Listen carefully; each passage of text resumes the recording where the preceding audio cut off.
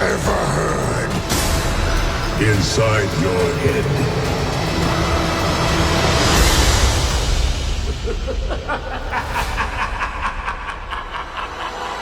Hey, what's up, everyone? Welcome back to another episode of Watch Squad. This week, as you could tell from our handy little trailer in the beginning, we're talking about the last and final installment of the Star Wars 9 Trilogy, whatever you want to call that, saga. Skywalker Saga. The Skywalker Saga, yeah. I just finally watched it. I was not lucky enough to go and see it in the theater. It happened to drop on my birthday, and other people had other plans for me. Not to mention, you couldn't find tickets if you didn't buy them in like beginning of November, which I did not do. So I actually just watched it right before we're doing this recording here, so it is fresh in the brain. I enjoyed it. I think it did a very good job of buttoning up a saga, if you want to call it that, an opera, a movie opera. I don't even know what you want to call it. You probably have a better name for it than I do. I don't. I enjoyed it. I think it was a well done film. I think because I did not watch it when everyone else watched it, and I managed to keep myself off the social media, I didn't get to see any of the hatred, and I didn't get to see any of the, oh my God, that was so terrible, or oh my God, that was awesome. Aspects of it. I actually got to watch it with pure eyes. So from a story and being a Star Wars fan from a wee little boy, 6-year-old boy, when Episode 4, A New Hope came out, I enjoyed it. I enjoyed everything about it, every aspect of it. There were a lot of blew my mind moments at one point. I know I texted you at one point, and I'm like, what? So, yeah. What about you? Go ahead. Nope. I'm out. You're out? This once we get into our actual grading, I can explain a little more on why I gave it the grade I did. But nah, for a purely entertainment value and action sequence value, yeah, it was good. It was good. It was entertaining. I saw it twice, both times in theaters, figuring maybe the first time I missed something or I just didn't really care for it, and then seeing it the second time, it solidified my thing that it wasn't that great. And the biggest problem I had, I guess, is because it kind of tried to, instead of fixing what a lot of people hated about episode 8, what was that one called? The second one that Rian Johnson did. Instead of trying to fix. Yeah, The Last Jedi. Instead of trying to fix it, they kind of just said, we're not going to deal with it. And, like Marie Tran's character, she just wasn't really in it because people gave her so much hate from episode 8. Instead of trying to fix it, it's like, well, you'll just get 2 minutes of screen time. Bye. It's kind of a shitty way out. So, I mean, that's just an example. I guess I wasn't hypercritical of episode 8. And I'm also, when I'm watching a film, I'm watching it for myself. I don't really care what anybody else thinks of the film, outside of obviously your opinion, because we do this show. But I try not to let the ether bother me, because no one's ever going to be happy. You're either going to have half the people that are like, this was fantabulous, and the other half that this is a hot steeping pile of dog shit. No one's ever going to be entirely happy, especially when you're involved in a story of this magnitude, that from the jump, whether you're a purist or not a purist, you started with the story in the middle, then you went back and decided to do the first 3, and then, let's wait 20 years and do the final 3, where times change, congruity changes, how people interpret stories change, we all hated I mean, the first 3, me being A New Hope, Empire Strikes Back, and Return of the Jedi, and then all of a sudden you're dropping on me all these new special effects and new ways to shoot and digital photography and all that, where it's just like, the essence isn't there, and the stories weren't all that good. I didn't appreciate them the way I appreciated, 4, 5, and 6. Uh-huh. Then you drop these, and yes, in some respects, these films felt very much like you were just telling A New Hope through Return of the Jedi all over again. And I can understand why people can be a little bit miffed about that. I mean, but it carried more of the pure essence of what they started with. It wasn't like this disjointed thing. It fit in some regards with how the story was portrayed. sort of. I mean, let's jump into the story and plot and go over what you liked or disliked about it. And for this movie in particular, Rey's story shows, and obviously there's going to be spoilers all over this, that she's a Palpatine. She was a nobody in the first one, just like Luke was Anakin, a nobody in the first one. and Anakin and everybody else. Why does she have to have purpose? Why does she have to be somebody special? Through this whole thing, she's told her parents are nothing. She's nothing. And let her be nothing and come to be something out of nothing. And that's the story that was being told. And then it's like, nope, let's just bring back Palpatine and you're one of them. And then she doesn't even, and the other problem I have with her story is at the end, she disregards the Palpatine name. Instead of trying to go forward and maybe redeem it, instead she chooses the last name of, oh, I just threw up in my mouth, Skywalker. Yeah, but see, I actually appreciated that because, taking myself and putting myself in her shoes, like everything and anything that has ever been known to be terrible in this world was Palpatine. Yes, she was a Palpatine. Her parents, sacrificed their lives to keep her away from Emperor Palpatine. So she was nothing. She never was anything. She was nothing other than a daughter to parents. Obviously has Force in her. That's the only thing she got from her grandfather was, the Force or the Sith, however you want to look at it. And it kind of, in my brain, while this whole story, final chapter is kind of unfolding, I'm beginning to understand why she could get pulled to the dark and bring herself back to the light. Like she was literally like the epitome of the gray area of Jedi. Uh-huh. She was half good, half bad, and everything about her, but she had such a great moral compass that drove her to maintain that neutrality. Mm-hmm. And for her to take Skywalker at the end, they're the ones who nurtured her. They're the ones who guided her. They're the ones who gave her purpose. I guess, but I mean, she was, 16? I don't know how old she is in the beginning of the first of the 3 movies. But I mean, she didn't grow up with them. She lived on her own and did her own thing. These people didn't come into her life until later. Yeah, but I mean, and when Luke someone treated comes her into like your... garbage. Yeah, but when someone comes into her life and whether or not they make an impression or not, it's it's the impression they made, and she felt she aligned more with being a Skywalker than she wanted anything at all to be anything remotely close to having to carry that burden of being a Palpatine the rest of her life. So then just stay as just Rey. Because she says that in the movie too. When people ask her name, I'm just Rey. She didn't know her last name. So just don't use a last name. Oh. I did find it cool at the end of the film where they went back to Tatooine and the Skywalker Ranch, and that's where she buries the 2 lightsabers. Mm-hmm. If and when we'll ever see them again, I'm sure at some point in time, knowing Disney and Star Wars and whatnot, that'll get re-tied in somehow. Yeah. I mean, I enjoyed the story. I think the plot was there. It was here's the final finale.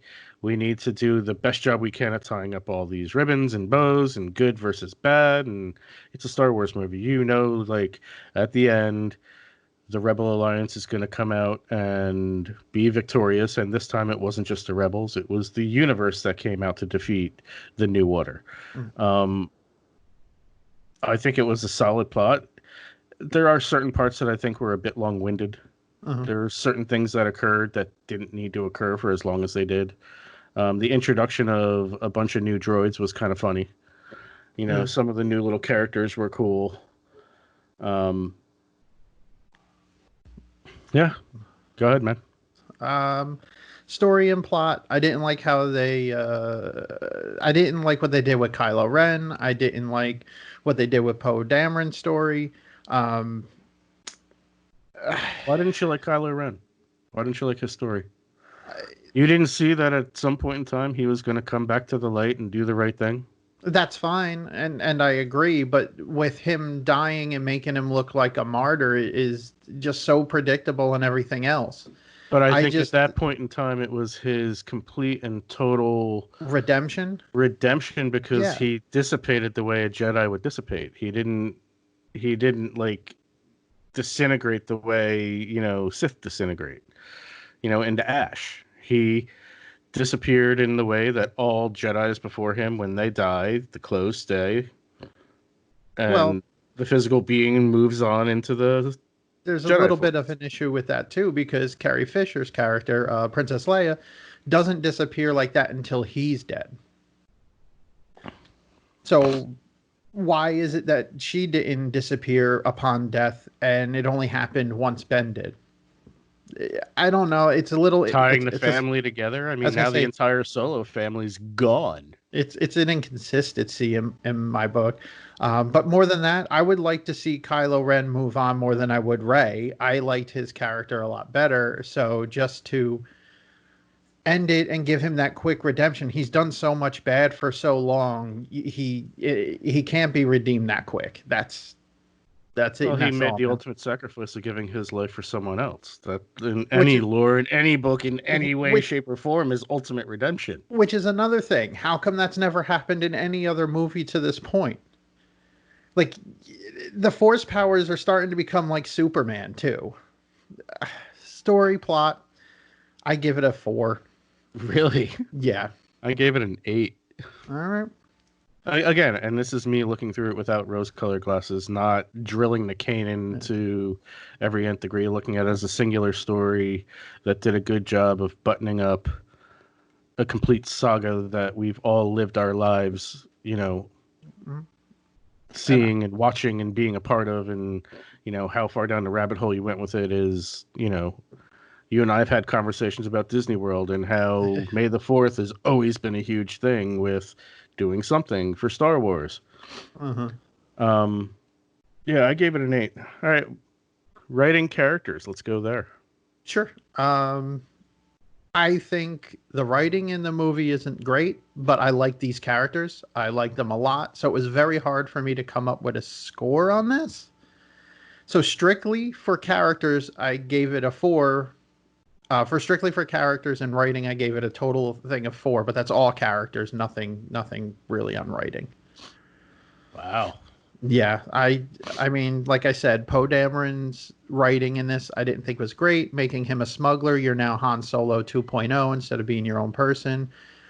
They should have kept his storyline a little bit more vague. I think they could have ended his vague, and if they wanted to make a singular movie on him or continue his story to a new trilogy, I think that would have been better. I think it was just really quick the way they wrote that stuff in there for this.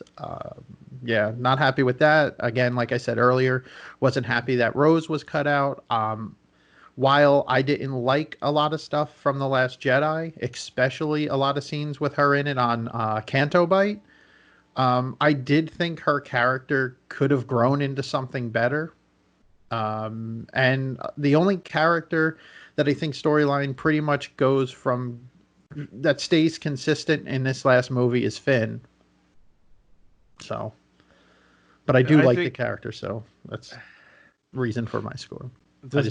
this one wasn't as difficult for me because I did enjoy this new set of characters. I really enjoyed how the writing brought them all together, realizing that they needed each other to ultimately succeed, which is always a good storyline to me. It's something that's always going to uh, tug at my heartstrings, so to speak. When the writing calls for that, I appreciate that, and how the writers act out their parts and making it believable and bring that emotion to it. Again, that always does well for me.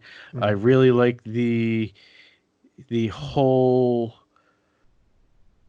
metamorphosis of Rey as the story went on. Once she found out she was a Palpatine, and going with those struggles and how they wrote all these struggles into that, I really appreciated that as well.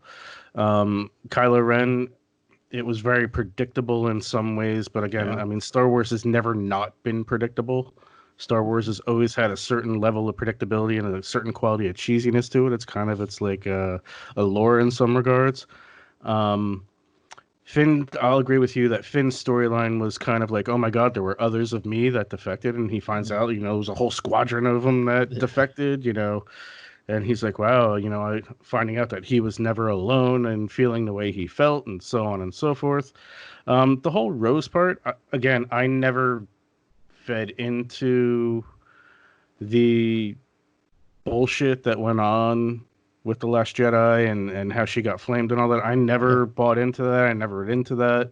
It to me was just like, again, you're not making everybody happy type deal. You introduced another new character in the middle part of this trilogy, if you want to chop it down to a block of three.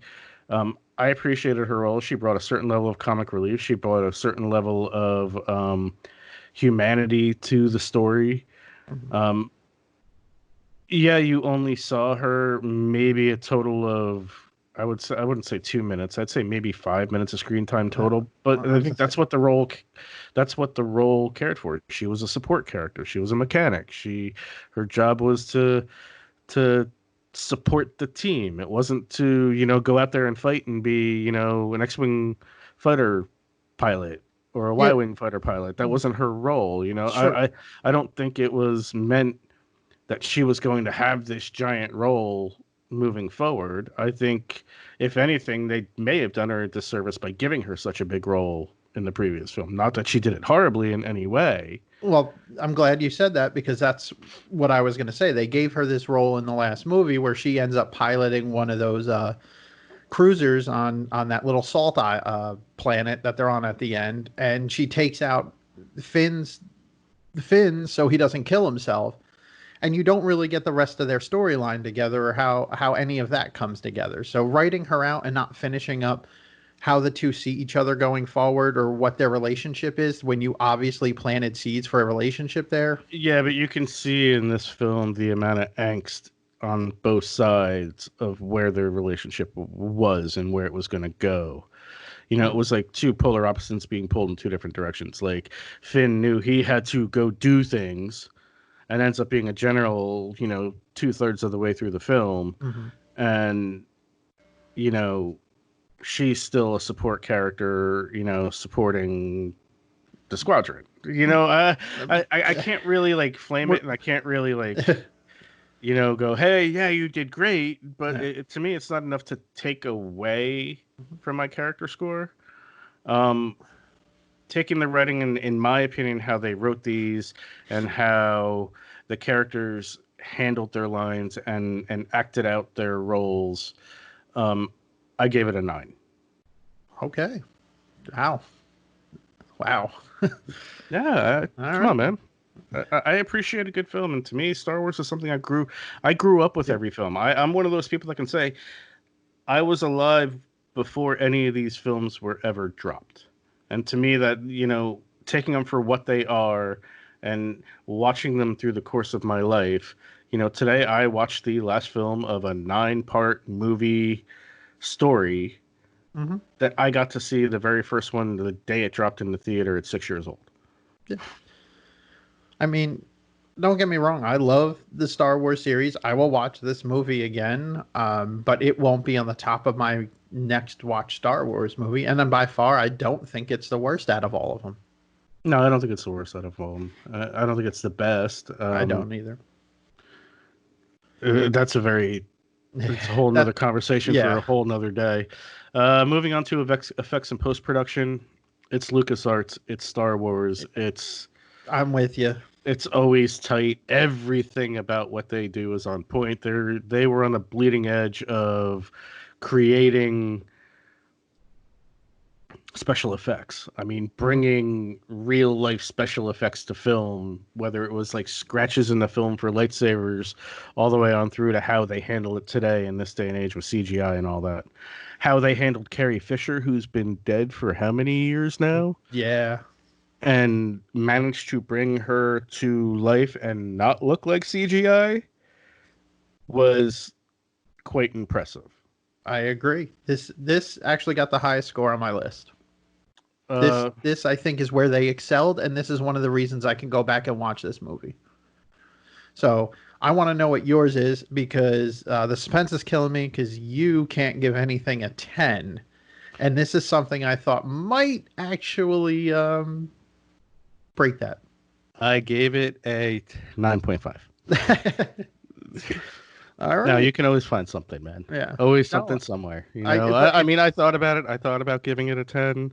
I mean, again, this is like totally in my wheelhouse from being in the industry and all that, and knowing what goes into doing all of these types of special effects and all that, and the time it takes, and the how precise and exact you need to be with everything. I gave it a 9.5. and I gave it a 9. So I mean, like you said, the post production on this, the effects, they can't be matched. I don't know, just from the top of my head, I don't know any other studio that does as good a job as LucasArts. I mean, the only movie that pops into my head with the amount of effects that they threw at something, again, is still Disney. Uh-huh. And it was Avengers Endgame with the amount of special effects that were thrown into the battle scene alone with all those special effects. I mean, Yeah. never mind everything else at one. All right, moving on to director J.J. Abrams. Yep. The nod this time. Yep. What do you think? Yeah. No, I think that was the biggest problem with the movie. It gets a 4.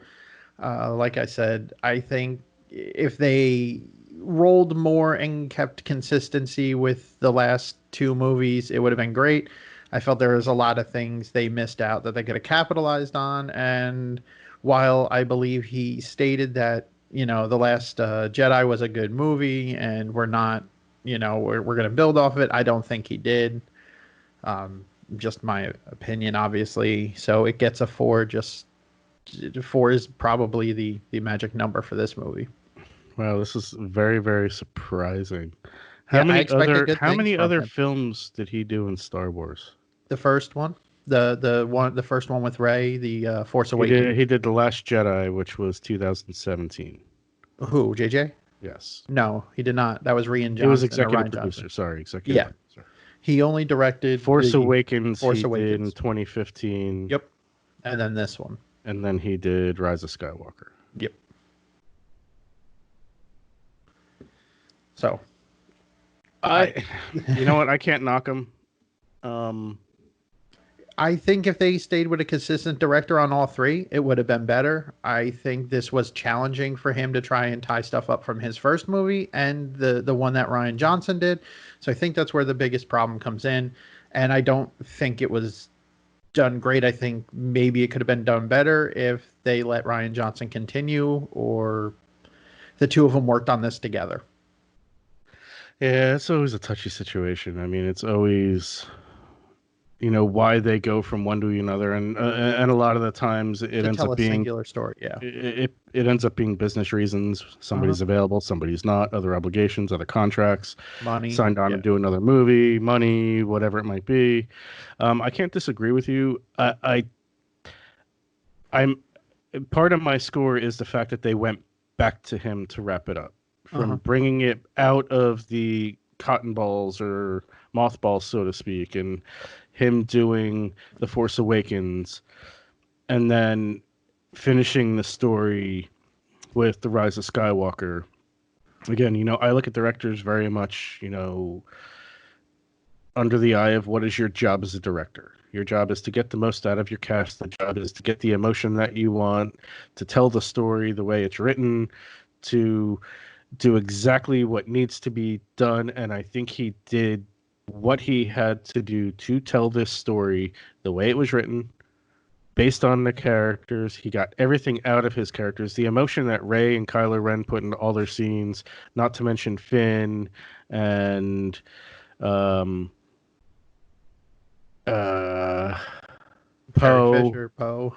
Well, Carrie Fisher, CGI. Even down to your tertiary your tertiary characters. He got what he was looking for. I mean, it did the job. He did his job. So with that, I gave it an 8.5. Okay. So we don't see eye to eye on our scores here. I'm sure yours is going to be a lot higher than mine after the averaging comes out. My average comes out to between a 5 and a 6, closer to a 6. Mine comes out to 8.75. Okay. So yeah, I mean, it's buttoned up a storyline. Like it's done now. I mean, as a standalone film, if you never watched any other Star Wars before and you knew nothing about it, and this is the first film you're gonna watch, it tells a complete story. Agreed. So that in that line, it's a good film. Is that the way you looked at this? Because I looked at it as... that's how I have to look at it. Okay. I'm not talking about Star Wars, the entire anthology. I'm talking about The Rise of Skywalker, the movie that starts at 0.00 and ends at 2:07:53. That's what I have to base my judgment on. I can't take anything from over here and put it into here, and I can't take anything from over here and put it into here. I have to take what's in front of my eyeballs, what I watched, and score it that way. Okay. That's how I rated the movie. I would watch it again. I happen to be dating a girl who is not very much into Star Wars. She may have seen one or two here or there, but it wasn't her cup of tea. I hope to, at some point in time, maybe next winter, sit her down and start at the beginning and go to the end. Does she like reading? She loves to read. Well, how about starting her off with the Book of A New Hope? Oh, there we go. We're also talking, she's never seen any of the Potters either, though. Oh my God, dude. You have got a summer ahead of you. I hope it's rainy as hell and you guys can't go out. No, that's not happening. We need to get out. Especially all right, after any final thoughts? Any final thoughts on this one? I guess I gave most of my final thoughts in the beginning. The movie, it's good. It's not the worst Star Wars movie. I will probably watch it again, but it is definitely not the best. Now, did your opinions change at all if you took it from the mindset that I took it from, taking everything else out and just looking at it as a movie as its own? I think I might have to rewatch it to do that, because this movie is part of a trilogy. I'm going to say a trilogy, not this whole nineology thing. I did my grading on how it tied everything up as a final movie in the trilogy. And maybe... I'm curious to see if you come back and maybe at a later point in time make an addendum or something like that saying, okay, based upon just taking this movie as this movie, it's now a 7. Yeah. Just out of curiosity to see if it does sway you in any way. Not taking anything else into account, just the movie as what's in front of you. Gotcha. All right. I don't think we've got anything else to say. Go watch this film. It's a good film. If you've never seen any of the Star Wars, go start at the beginning. Work your way through. It's only 18 hours out of your life. It's cool.